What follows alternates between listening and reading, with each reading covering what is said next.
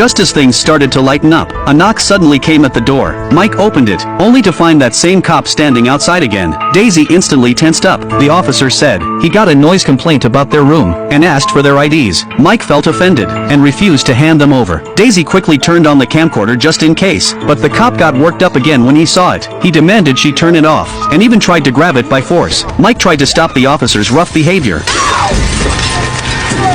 The officer pulled out his gun again. Daisy immediately hit the rewind button.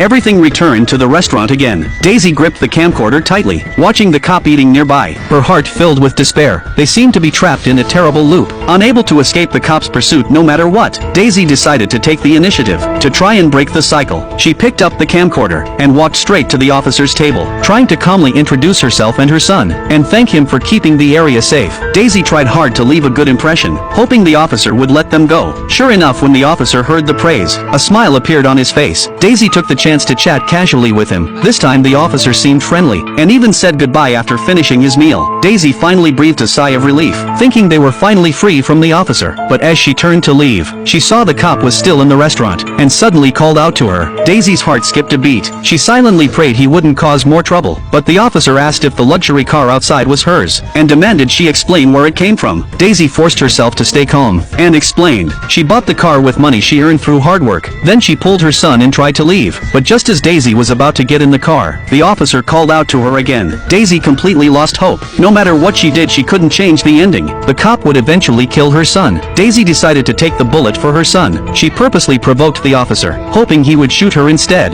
but Mike was worried about his mom's safety, and ran back to the car, to look for the proof of purchase photo, to prove the car was legal.